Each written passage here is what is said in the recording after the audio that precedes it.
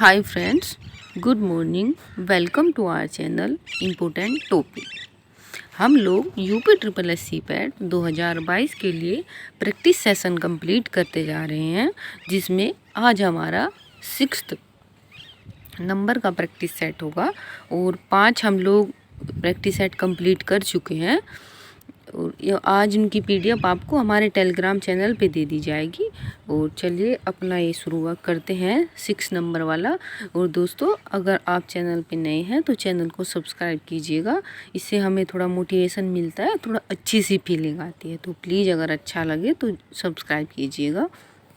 तो चलिए ज़्यादा समय न लेते हुए अपने 6 प्रैक्टिस सेट पे आते हैं।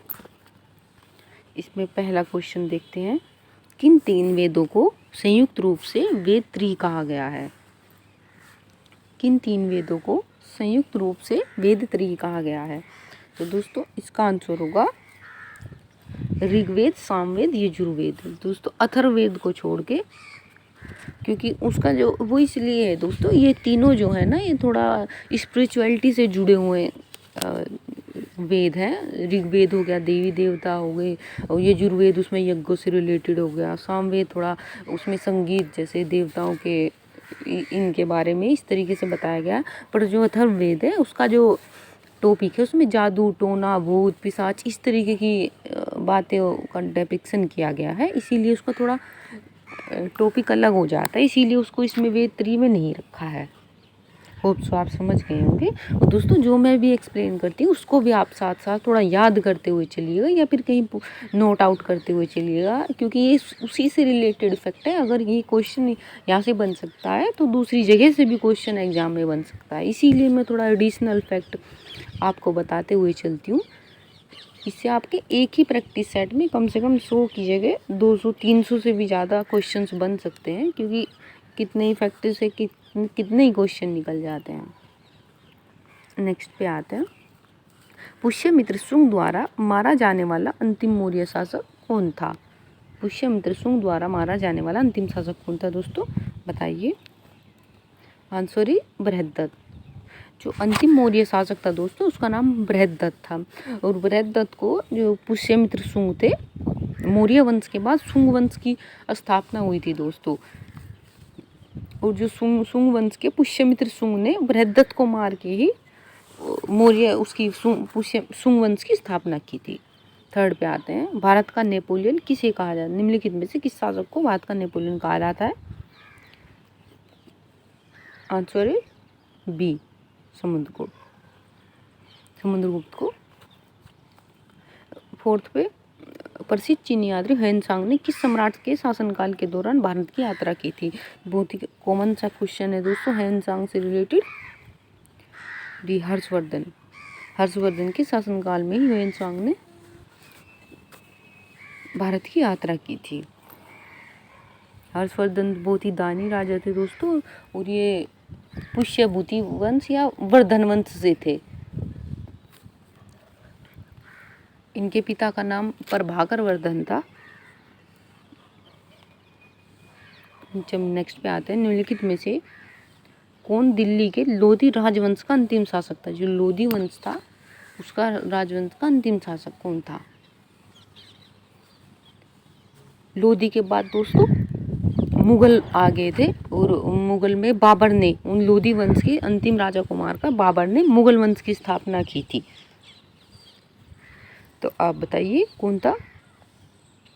आंसर होगा हमारा ए, इब्राहिम लोधी। दोस्तों बहलोल लोधी ने लोधी वंश की स्थापना की थी।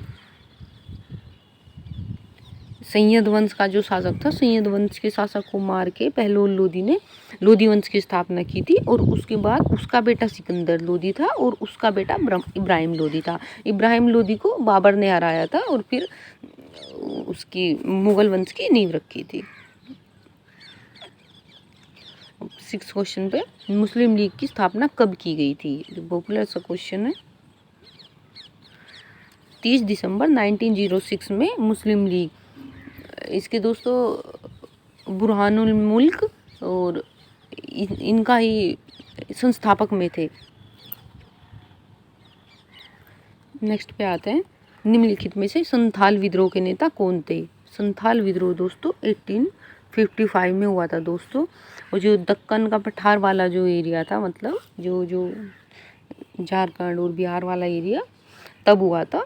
और इसके जो नेता थे दोस्तों सीधू, एक तो सीधू थे और दूसरा कानू, कानू भी आता है कहीं कहीं, कानू, सीधू और कानू इसके दोनों नेता थे।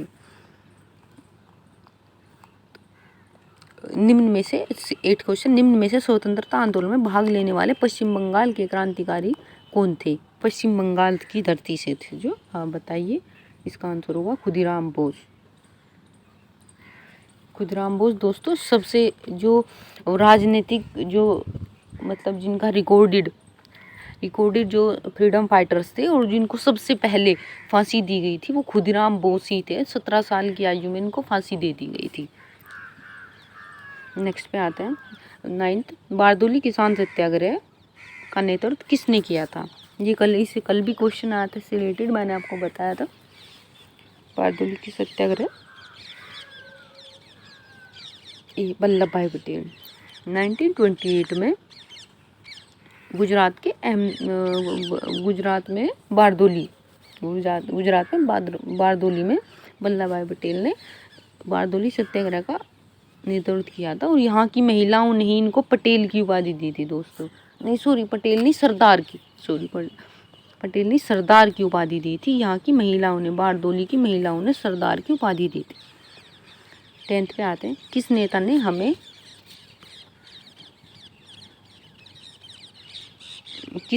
हमें CR फॉर्मूला दिया था? दोस्तों ये नाम से आपको पता चल जाएगा। सी, देखिए दोस्तों सी और आर, सी राजगोपालाचारी। 1944 या 1945 में ही आया था सी राजगोपाला CR फॉर्मूला। सबसे पहले ये कांग्रेस के सदस्य थे जिन्होंने सबसे पहले 1944-45 में एक्सेप्ट किया था कि पाकिस्तान को हम अलग देश बना सकते हैं इसी फॉर्मूले के थ्रू। वैसे ही गांधी जी की थोड़ी चाल थी, वो थोड़ा इस तरीके से ट्रिकी मेथड से जिन्ना जी को समझवाने की कोशिश कर रहे थे, बट ये असफल रहा। 11वें पे आते हैं, नॉर्वे की राजधानी ओस्लो, नोवे ओस्लो।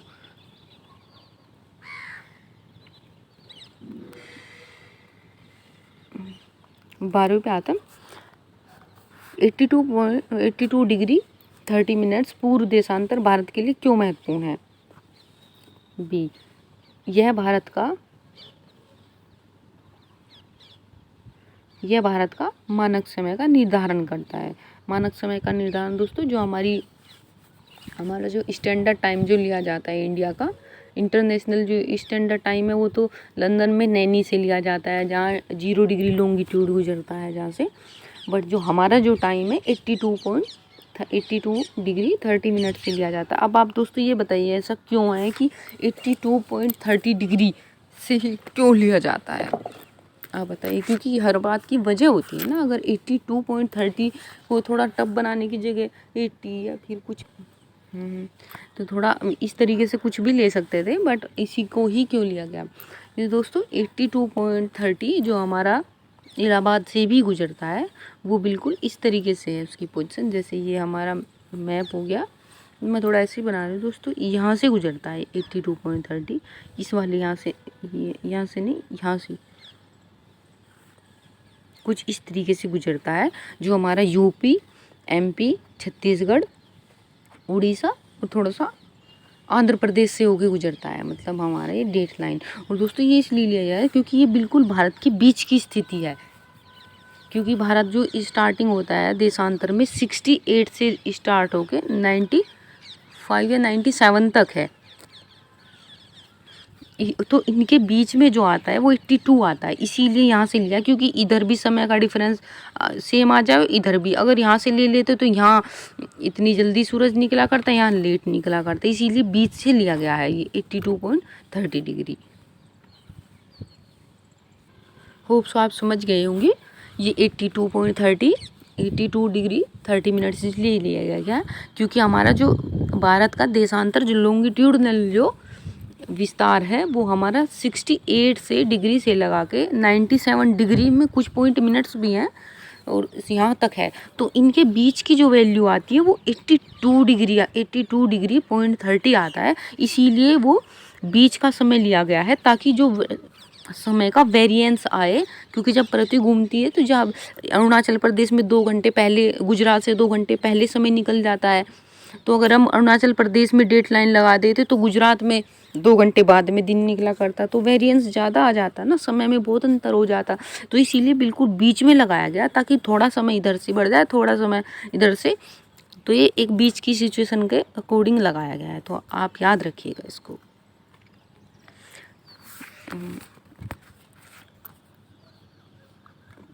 क्वेश्चन 13 पे आते हैं। 2011 की जनगणना के अनुसार भारत की साक्षरता दर कितनी है दोस्तों? ऑल ओवर की बात की है इसने, 73% दोस्तों, 73% हमारी ऑल ओवर लिटरेसी रेट है। बट जो हमारा फीमेल है, मेल जो हमारा, सबसे पहले मेल देख लेते हैं, मेल की 80% है और जो फीमेल है उसकी 64.4% है।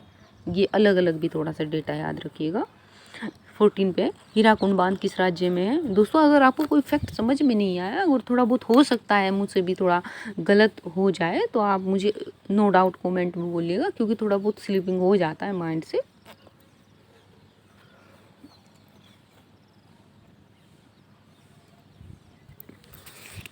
हीराकुंड बांध किस राज्य में स्थित है? ये ओडिशा में स्थित है दोस्तों।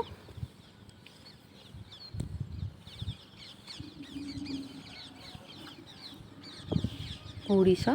और दोस्तों सबसे पहले जब भारत आज़ाद हुआ था तो पहली जो पंचवर्षीय योजना थी उसमें 3 बांध बनाए गए थे। एक तो हीराकुंड बांध बनाया गया था, दूसरा डीवीसी बनाया गया था, दामोदर वैली कॉरपोरेशन, दामोदर बांध दामोदर नदी पे बनाया गया था, और तीसरा जो बनाया था भाखड़ा नांगल बांध बनाया गया था। इन 3 बांध को बनाया गया था क्योंकि उस टाइम पे सिंचाई की कोई भी सुविधा नहीं थी, खेती बिल्कुल सूखे में चली जाती थी, कुछ भी उपज नहीं होती थी, उसका प्रोडक्शन बहुत ही कम था।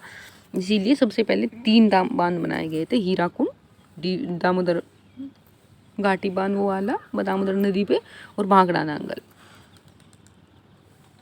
और ये उड़ीसा में जो हीराकुंड बांध है दोस्तों, ये भी क्वेश्चन आता है किस नदी पे है? ये महानदी पर बनाया गया है। ये भारत का सबसे बड़ा, मतलब एरिया में सबसे बड़ा बांध है। और सबसे ऊंचा जो हमारा बांध है, आप बताइए सबसे ऊंचा बांध कौन सा है भारत का? सबसे ऊंचा टिहरी बांध है। और सबसे ऊंचा गुरुत्वीय बांध कौन सा है दोस्तों? भाखड़ा नांगल। ये तीनों अलग अलग क्वेश्चन बने हुए हैं, इसलिए मैं आपको बता रही हूँ। निम्नलिखित में से कौन सा राज्य नेपाल के साथ अपनी सीमा साझा नहीं करता है? नेपाल के साथ कौन सा अपनी बाउंड्री शेयर नहीं करता है, बताइए। बिल्कुल इजी क्वेश्चन है। मैंने आपको भारत के पड़ोसी देश बहुत ही अच्छे से कराए हैं दोस्तों। अगर आप कहेंगे तो मैं इसको एक बार और अच्छे से आपको कवर करा दूंगी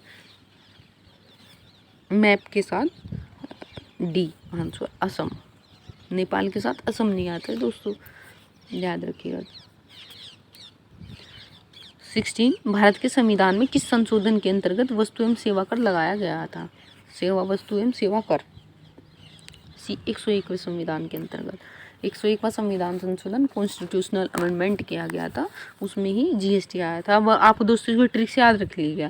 जैसे हम कभी भी शगुन देते हैं, उसमें 101 रुपया देते हैं, 501 रुपया देते हैं, 1001 रुपया देते हैं, इस तरीके से देते हैं, मतलब उसमें 1 लगा के देते हैं ना शगुन जो देते हैं। तो उसी तरीके से जब हम सरकार को पैसे देंगे तो उसमें भी 101 करके देते हैं, तो इसलिए याद रखिएगा थोड़ा सा। 101, 103 में ऐसे आंसर ऑप्शन आते हैं। 17 1 रुपये के नोट पर किसके हस्ताक्षर? वेरी पॉपुलर क्वेश्चन है दोस्तों, ये बिल्कुल एकदम कॉमन क्वेश्चन।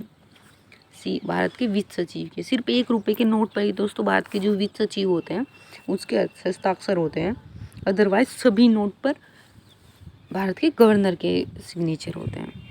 18 भारत के वित्त आयोग के अध्यक्ष कौन थे? प्रथम वित्त आयोग के अध्यक्ष कौन थे? इसका आंसर होगा दोस्तों केसी नियोगी, प्रथम वित्त आयोग। आप बताइए दोस्तों वित्त आयोग कौन से आर्टिकल में है हमारे? आर्टिकल 280 में वित्त आयोग। नेक्स्ट पे आते हैं, PMSBY का विस्तारित रूप क्या है? प्रधानमंत्री सुरक्षा बीमा योजना। वैसे दोस्तों SBSB सबसे ही रिलेटेड है, बट जो इसका एक्सटेंडेड फॉर्म ये है इसकी प्रधानमंत्री सुरक्षा बीमा योजना, याद रखिएगा। हाँ, पंडित दीनदयाल उपाध्याय उन्नत कृषि शिक्षा योजना का उद्देश्य क्या है? सी, कृषि शिक्षा को बढ़ावा देने के लिए। 21 क्वेश्चन, निम्नलिखित में से किस अनुच्छेद में भारत को इंडिया भी कहा गया है? कौन सा आर्टिकल में भारत को इंडिया कहा गया है? 21 का ए, जिसमें लिखा हुआ है India that is Bharat shall be the state of union, shall be the union of states. Bharat संघ, जो भारत जो कि इंडिया है वो राज्यों का संघ होगा, ये बताया गया है उसमें आर्टिकल 1 में। किस मौलिक अधिकार के तहत कानून के नज़र में सभी लोग समान होते हैं? तो समानता कहाँ दिखेगी दोस्तों? किस अधिकार में दिखेगी? समता के अधिकार, समान और समता। ये तो सिंपल क्वेश्चन है एकदम। आर्टिकल 14 से 18 तक ये मेंशन है। उसके बाद स्वतंत्रता आ जाती है 19 से 22 तक। चलिए, शोषण के विरुद्ध अधिकार 23-24 में आता है। 23, निम्नलिखित में से कौन भारत के पूर्व राष्ट्रपति हैं? भारत के पूर्व राष्ट्रपति कौन है दोस्तों? डॉक्टर राजेंद्र प्रसाद। इंदिरा गांधी प्रधानमंत्री रहे, राजीव गांधी प्रधानमंत्री रहे, लाल बहादुर शास्त्री भी प्रधानमंत्री रहे। राजेंद्र प्रसाद हमारे सबसे पहले जो राष्ट्रपति थे, 1955 से लेके बने थे ये।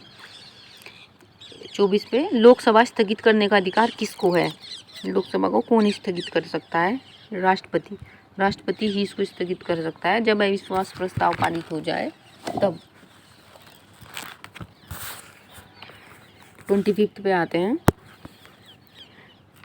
निम्नलिखित में से किस राज्य ने सर्वप्रथम पंचायती राज अपनाया था? दोस्तों बहुत पॉपुलर सा क्वेश्चन है, कॉमन सा क्वेश्चन है। इसका आंसर होगा राजस्थान। 1959 में राजस्थान के नागौर में सबसे पहले जवाहरलाल नेहरू ने पंचायती राज की स्थापना की थी। मतलब पंचायती राज जैसे हमारे गांव में पंचायती शासन है, इस तरीके से वहाँ पे इसको एक थोड़े एरिया में अपनाया गया था। उसके बाद पूरे राजस्थान में, फिर आंध्र प्रदेश में, धीरे धीरे पूरे भारत में लगाया गया। और 1993 में इसको संवैधानिक दर्जा दे दिया गया था। और दोस्तों अगर ये पूछा जाए प्रायोगिक तौर पर पंचायती राज कब शुरू किया गया था, तो दोस्तों प्रायोगिक तौर पर 1958 में सबसे पहले आंध्र प्रदेश में देखा गया था। जैसे एज ए प्रैक्टिकल देख लेते हैं, कुछ छोटे से एरिया में, एक सर्टेन एरिया में इसको इम्प्लीमेंट करके देखा गया था 1958 में आंध्र प्रदेश में। बट जो लगाया गया बिल्कुल एकदम इंटेंशनली सही से वो एग्जीक्यूट किया, वो राजस्थान के नागौर में 1959 में। ये क्वेश्चन आता है दोस्तों, इसको याद रखिएगा। 26, दर्पण कारों की हेडलाइट में प्रयोग किया जाता है। कौन सा डैश था? डी, अवतल दर्पण कारों की हेडलाइट में। क्योंकि अवतल दर्पण क्या करता है दोस्तों? लाइट को एक जगह करके भेजता है। एक जगह मतलब वो स्प्लिट नहीं करता, एक जगह फोकस करता है लाइट पे। तो हमारी हेडलाइट का कार्य क्या होता है कि बाहर की जो एरिया होता है उसको एक जगह फोकस कर रहे हैं, जस्ट सामने। लाइट को स्प्लिट नहीं करना है, स्कैटर नहीं करना है, तो बिल्कुल जिस सामने फोकस करके लाइट देना है सामने। जैसे रोड पे हमारी गाड़ी चलती है तो रोड पे ही फोकस रहता है हमारी लाइट का एक जगह, तो अवतल लेंस वो ही कार्य करता है, तो इकट्ठा करके भेजता है। 27, AC को DC में बदलने की युक्ति क्या है? दोस्तों आप अपने आप घरेलू इंस्ट्रूमेंट से देखिएगा, थोड़ा डेमो वो लेके थोड़ा रिलेट करके देखिए। AC जो होता है हमारी जो डायरेक्ट लाइट आती है घर में, DC जो हमारी चार्ज करने के बाद हमारी जो बैटरी में सेव रहती है उसको DC कहते हैं, डायरेक्ट करंट। और ये AC होता है अल्टरनेट करंट। हम बताइए, आप अपने फ़ोन में ही देख लीजिए। जैसे हमारे सीधा फ़ोन होता है और जब हम उसको चार्ज करते हैं तो हमारा स्टोर लाइट से सीधा हमारे फ़ोन में स्टोर हो जाता है करंट।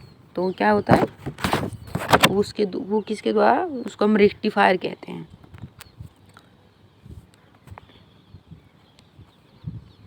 अब बताइए दोस्तों, डायनामो क्या काम करता है?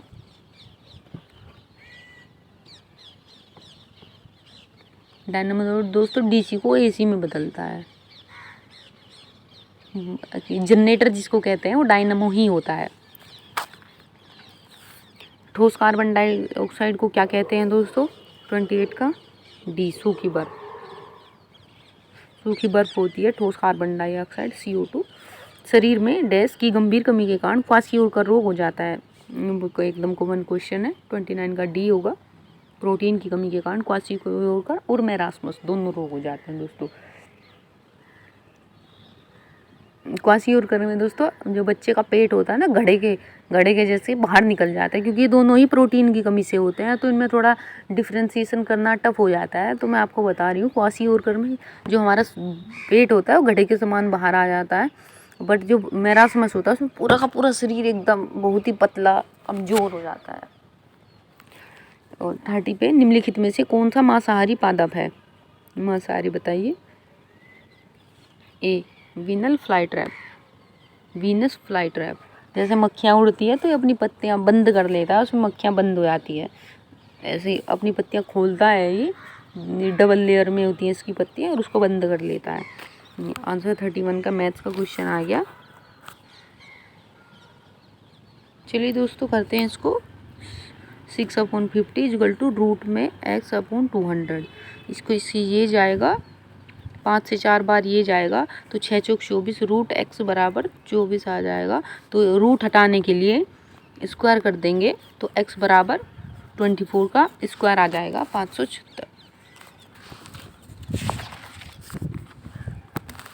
नेक्स्ट पे आते हैं।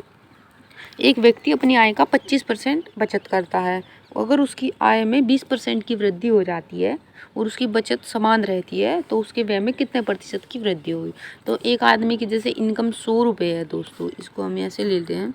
जैसे एक आदमी की इनकम जो है 100 रुपये है, तो उसमें से 75 उसने एक्सपेंड कर दिया और 25 उसने सेव कर लिया। अब सेकंड कंडीशन आती है, अगर उसकी आय में 20% की वृद्धि हो जाती है, तो 100 का 20% 120 हो गया, और उसकी बचत समान रहती है, तो उसने बचाया 25, तो फिर कितना खर्च कर दिया उसने? 95 उसने खर्च कर दिया। तो 75 का कितने परसेंट की वृद्धि हुई? तो उसे 75 से कितने परसेंट की हो गई? 20 की। परसेंटेज में निकाल देंगे 3, 4, 80/3। इस तरीके का आंसर आ जाएगा दोस्तों। ये आ जाएगा 80/3। इसको सोल्व कर लीजिएगा। 6, 18, 2/3, 26:2/3। अभी चलिए दोस्तों, a² + b² माइनस AB। ये देखिए a² + b² माइनस AB, नीचे बना है AQ + BQ, तो ये ऊपर भी उसी का फॉर्मूला बना हुआ है, AQ + BQ। आप बताइए आंसर क्या आएगा?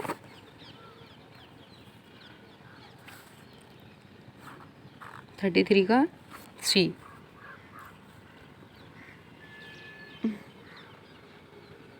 दोस्तों A + B नीचे जोड़ दिया गया है, क्योंकि नीचे जो आएगा तो A² + B² माइनस AB और A + B, इस तरीके का आएगा। तो ऊपर से इतने वाला कट जाएगा, माइनस वाला A² + B² माइनस, तो नीचे क्या बचेगा? A + B बचेगा बस। तो ये नीचे A + B कर देंगे, इससे ऊपर एलिमिनेट हो जाएगा ना, ये ऊपर जो लिखा हुआ है, नीचे जो बना हुआ है। एक संख्या और उसके इसके 3/5वें भाग के मध्य अंतर क्या है? अंतर 274 है। उस संख्या का 20% याद कीजिए। एक संख्या है और उसके 3/5 के जो अंतर है, एक संख्या x मान लिया हमने, इस तरीके से कर देंगे। एक संख्या x हो गई और इसके 3/5वें भाग के अंतर 3/5x का जो अंतर है बराबर 274। तो इसका x का 20% आप इस तरीके से कर लीजिएगा। 5x - 3x 2x/5 हो जाएगा, इस तरीके से 274। तो हमारी क्या आ जाएगी संख्या? 274 × 5 का 20%, 1/5। इस तरीके से आप निकाल लीजिएगा, हो जाएगा।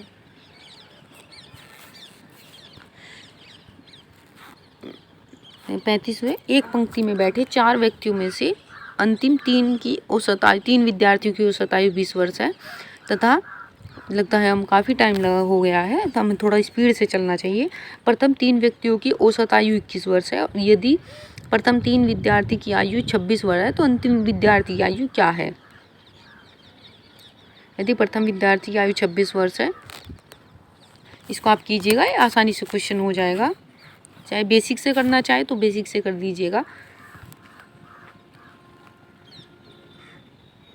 इसका आंसर होगा दोस्तों ए 23। चलो 36 पे आते हैं। अंधेर नगरी के लेखक कौन है दोस्तों? भारतेंदु हरिश्चंद्र। अंधेर नगरी, चौपट राजा, टका शेर बाजी, टका शेर खाजा, इन्होंने इनकी एक क्रिएशन थी, उसमें ही इन्होंने बोला है।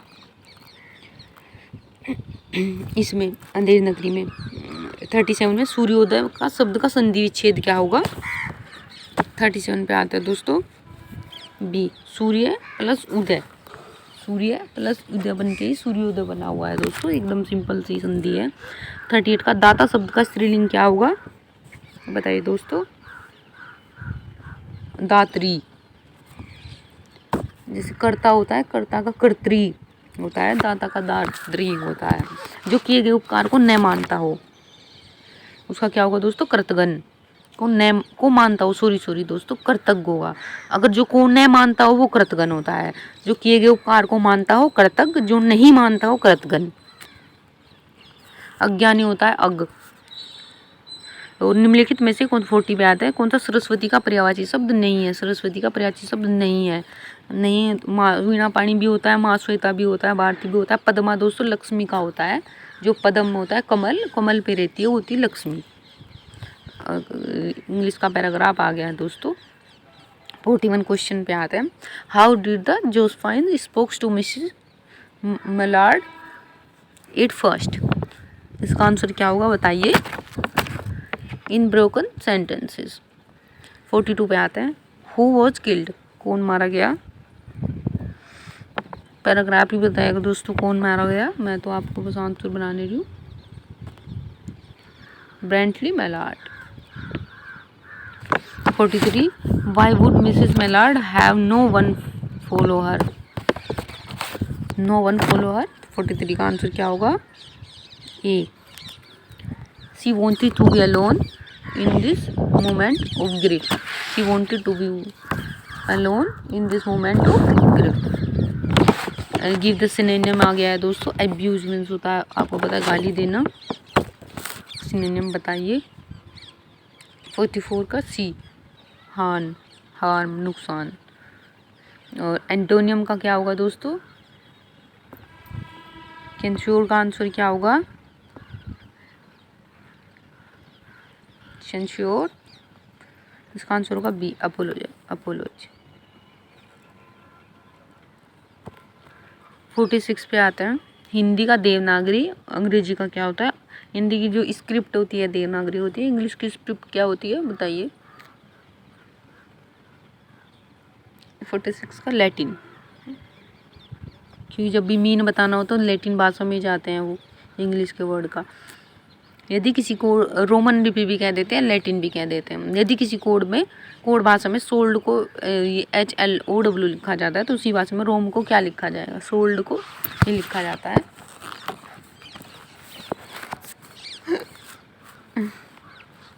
दोस्तों इसका अपोजिट लिया गया है। एस का जो अपोजिट होता है वो H होता है, O का अपोजिट L, तो L का अपोजिट O और D का अपोजिट W होता है। तो इसी में भी आप अपोजिट अपोजिट लिखेंगे। R का अपोजिट I होता है, O का फिर से L होता है, इन दो में से आंसर हो जाएगा। M का N होता है, तो आंसर हमारा ये हो जाएगा। 48 का U M का पिता है, V K की पत्नी है, D K का एकमात्र भाई है, U M का पिता है। ये देखिए, U M का पिता है, V K की पत्नी है, D K का भाई है, एकमात्र भाई, और M की माँ है, M की माँ। तो इनका संबंध हो जाएगा माँ, ये माँ हो जाएगी।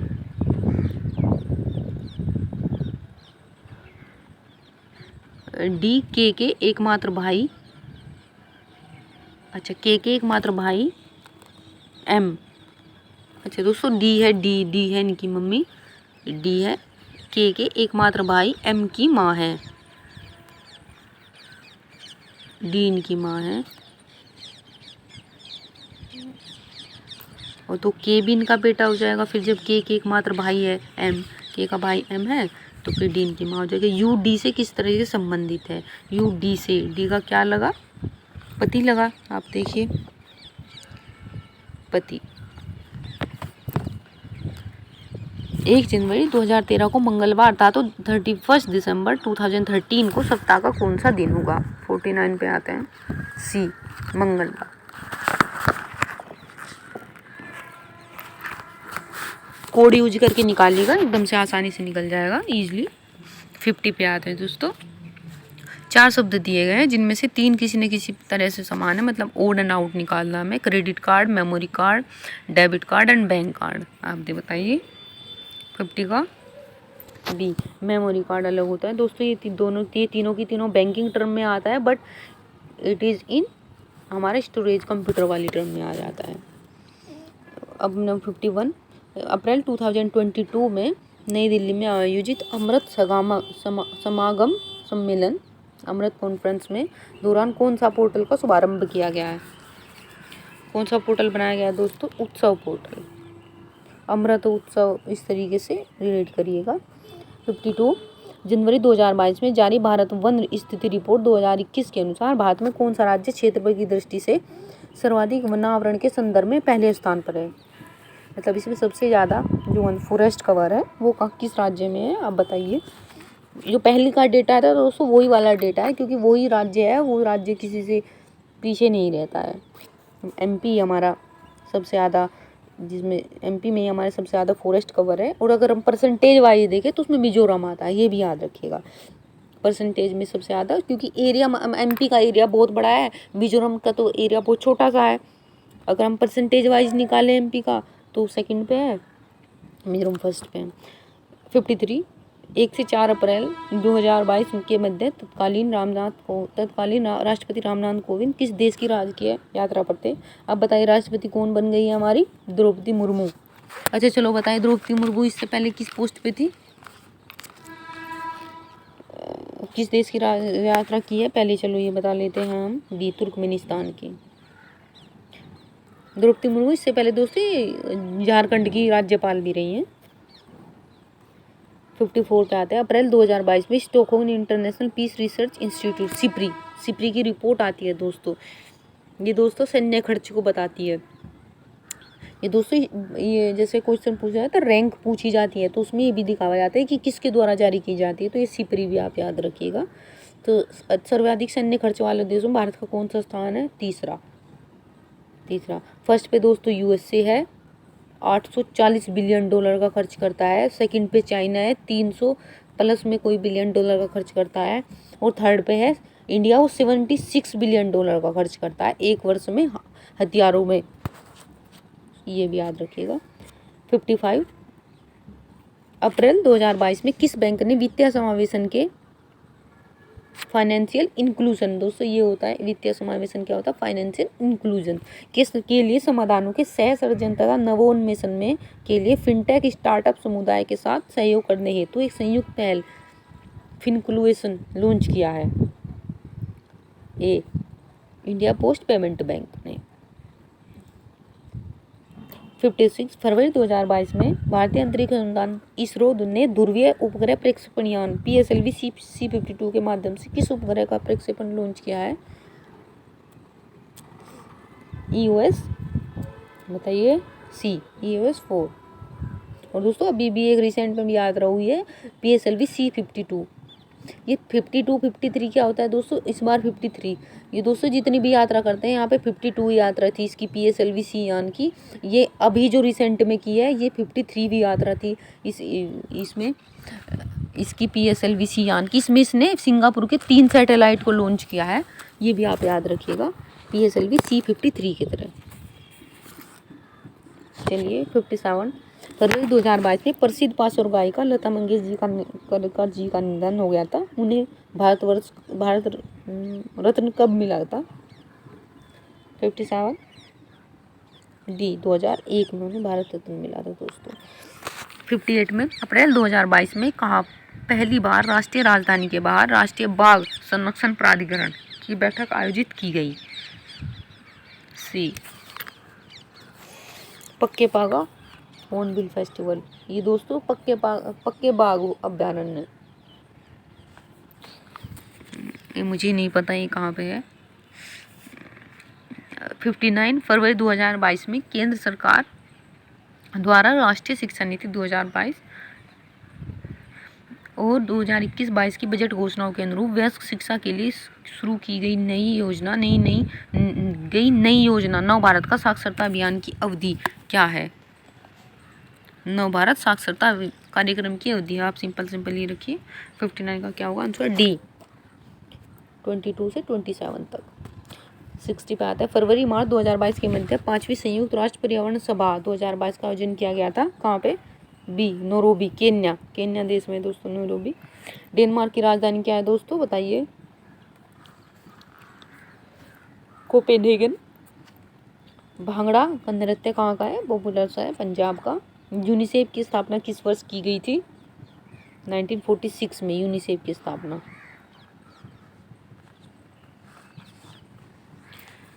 अब इसका नाम दोस्तों यूएनसीएफ कर दिया गया है, यूनाइटेड नेशन चाइल्ड फंड। बस पहले ये था यूनाइटेड नेशन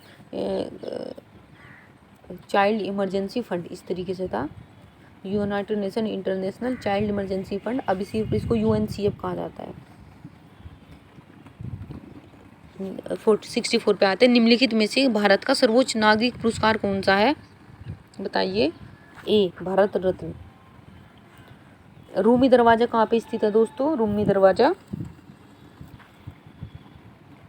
बी, लखनऊ में। आप जाइए तो विजिट कीजिएगा।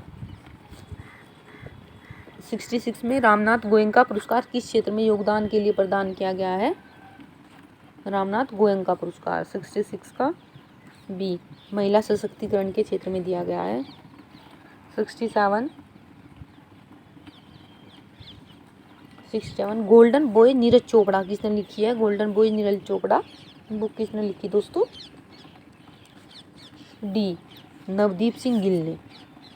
68 मई 2022 में संपन्न हुई राष्ट्रीय फुटबॉल चैंपियनशिप हीरो संतोष ट्रॉफी 2021-22 का खिताब किसने जीता?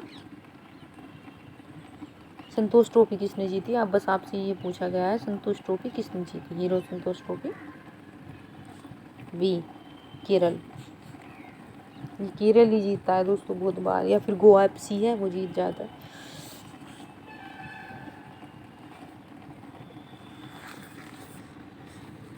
नेक्स्ट पे आते हैं मिस वर्ल्ड 2021 का खिताब किसने जीता है? 69 का सी, कैरोलिना बिलावस्का मिस वर्ल्ड बनी है दोस्तों ये 2021 में।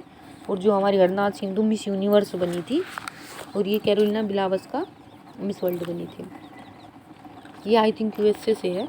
70 पे आते हैं राष्ट्रीय वन्य जीव बोर्ड की स्थायी समिति की 67वीं बैठक में प्रतिवर्ष किस तिथि को राष्ट्रीय डॉल्फिन दिवस के रूप में मनाए जाने की घोषणा की है? राष्ट्रीय डॉल्फिन दिवस डी, 5 अक्टूबर।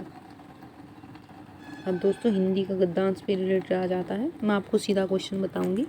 71 का यह आत्मकथा किसकी है? 71 का आंसर क्या होगा? ए, पानी की। चलिए नेक्स्ट 72 सबसे पहले जीवधारी कहाँ पैदा हुए थे? बताइए। बी, जल में। 73 बर्फ क्यों फिसलने लगी थी? 73 का ए, समुद्र की लहरें आ गई थी।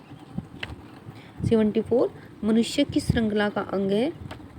डी, जीवधारियों की श्रृंखला का।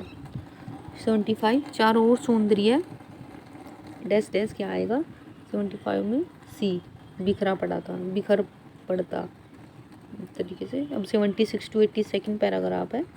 76 शिक्षा की बैंकीय अवधारणा शिक्षा को किस रूप में प्रस्तुत करती है? बी, शिक्षा ज्ञान के लेन देन की प्रक्रिया है। 77 गद्यांश के अनुसार छात्र अपनी किस वास्तविकता को नहीं जान पाते? 77 का क्या होगा दोस्तों? सी, शिक्षक पूर्णतः शिक्षित नहीं है। 78 पे आते हैं इस गद्यांश के अनुसार शिक्षा की प्रक्रिया संपन्न होने के लिए अनिवार्य शर्त है? ए, शिक्षक की उपस्थिति। 79 गद्यांश के अनुसार उत्पीड़न की विचारधारा की विशेषता क्या है? बी, शिक्षक श्रेष्ठ है और छात्र हीन है। 80 पे आता है गद्यांश में, पर करारा व्यंग्य किया गया है। डी, शिक्षक और छात्र के मध्य संबंध का। तो इस तरीके से दोस्तों हमारा 6वां प्रैक्टिस सेट कंप्लीट होता है, और आप इन प्रैक्टिस सेट को ज़रूर लगाइएगा, क्योंकि ये एक अच्छे पब्लिकेशन के प्रैक्टिस सेट है और इनसे हमारे कई सारे क्वेश्चन लगेंगे। प्रैक्टिस सेट लगाने से हमें ये भी फ़ायदा मिलता है कि हम अपनी तैयारी का इवैल्यूएशन कर पाते हैं कि एटलीस्ट हम स्टैंड कहाँ कर पा रहे हैं। अभी समय ज़्यादा नहीं बचा है दोस्तों, इसीलिए अपनी तैयारी में बहुत अच्छे से जुड़ जाइए। एक अच्छा स्कोर लाना बहुत ज़रूरी है दोस्तों। इस बार कॉम्पिटिशन पहले से कम है। पहली बार पीईटी की वैल्यू लोगों को इतना नहीं पता थी जितनी इस बार पता है। इसीलिए तैयारी बहुत ज़रूरी होनी चाहिए, बहुत अच्छी होनी चाहिए। आप जब बिल्कुल 1 महीने का समय बचा हुआ है, बस केवल आप इसको अच्छे से अपना यूटिलाइज कीजिए और तैयारी को अच्छी दिशा दीजिए। और अगर आपको लगे कि हम लोग अच्छा कंटेंट दे रहे हैं तो प्लीज़ हमारा चैनल सब्सक्राइब कीजिएगा, हमें सपोर्ट कीजिएगा।